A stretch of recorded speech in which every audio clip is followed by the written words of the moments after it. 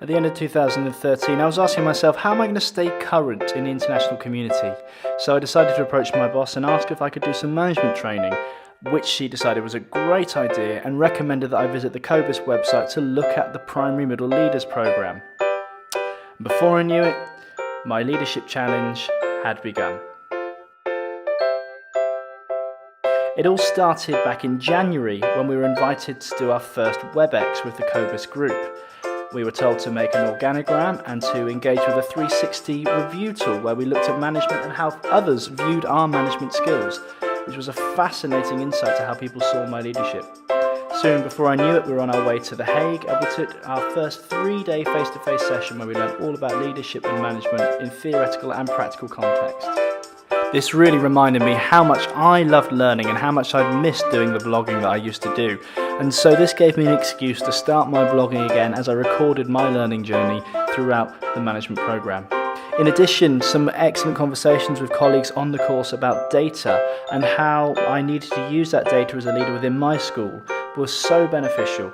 And it was really key for me to discover that I needed to do a little bit more work personally in terms of data within my school. And so I engaged in an Excel coding course online, and I used that to try and figure out and piece together what information I could. I approached my leadership team and tried to find as much information as I could about assessment, but there really wasn't much. But this wasn't a bad thing because it gave me a fresh playing field in terms of assessment, and it gave me an opportunity to really reflect on what it means to have meaningful data, what that looks like and how that's helpful for teachers in a modern setting. So as the month went by, I decided to set up a survey. I decided to ask my colleagues, how would they describe the current assessment system? Is it useful? Is it helping them decide intervention? Is it covering the different groups that they need to know about? And is it helping them to set targets and interventions? And it was really clear from this survey that I needed to set up a system of recording data for all pupils, which was meaningful and useful for teachers and for leaders like myself. A few weeks down the line, and a few blogs down the line, it was time for the ISI inspection. Clearly many things have to go on hold when your school's in inspection period. And the school did very well, and personally I did very well, and I was promoted to the head of e-learning, which was a new whole school role given to me. It was particularly exciting. I was particularly excited about the new challenge this would bring as we were ready to head into our second face-to-face session in The Hague. Now the second face-to-face session's focus was on really honing in on what is this leadership challenge, and for me it was clear that I needed to set up this system of data recording, which was useful and meaningful for all teachers and leaders. In addition then, I needed to share this vision with my staff, with my team, and make sure this was implemented within the school. And finally, I had to implement basic standards in progress which would be tracked using this new data system. I was amazed with how much I really enjoyed finding out about leadership and management, and particularly assessment, something in the past I'd found particularly dull and uninteresting. I was starting to look forward to the end of the teaching day so I could carry on with this data tracker that I'd set up. My staff were able to look at their pupils' attainment in the previous year and look at the progress they had made. They were then able to track what was happening each term. Not only did the system automatically assign targets for those children, it highlighted those who were not going to meet the school's expectations and who needed intervention. Some of the feedback that came from the survey was that teachers were spending a huge amount of time filling out forms that didn't really help them.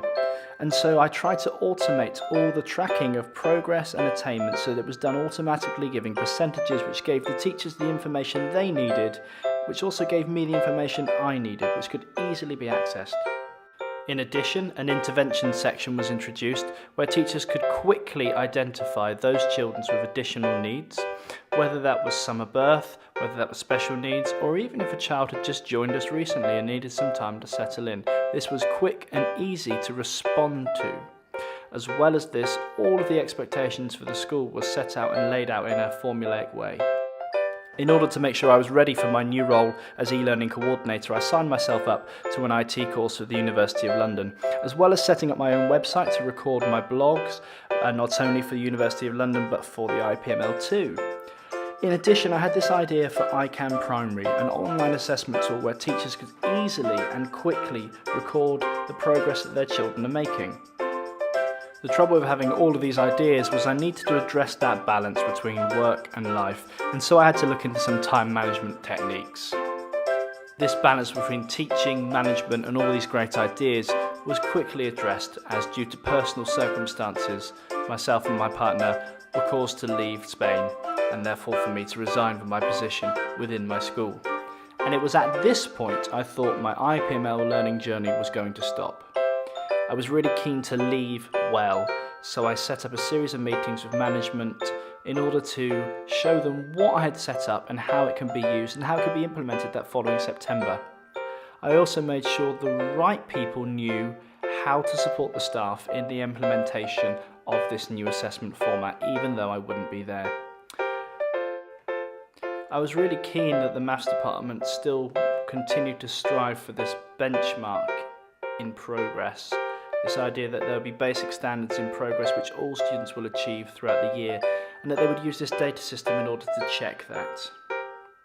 Now, leaving my position, I wanted to make sure I was staying current, so I enrolled myself in a HTML, CSS and JavaScript course online in order to develop the work I was doing in IT. But fortunately I was able to find myself a job for the following September, and after some discussion with the Cobus team, it was decided that I would be given the go-ahead to carry on with the IPML course and reflect upon the learning that I've done. As it turns out, my new school needs a new numeracy coordinator, and so even though I'm not able to complete the leadership challenge from my previous school, I am able now to recycle what I've learned and apply that into a new context. Therefore, I've set myself a new leadership challenge in my new context. We're going to be looking at calculation, we're going to be looking at the new curriculum, in particular how to introduce a new calculation policy in line with this curriculum, how to train the staff and equip them with everything they need and the appropriate resources, and finally I want to identify those children who've got gaps in calculation and ensure that they're in the correct place at the correct time. This so far is my IPML timeline. It's not complete.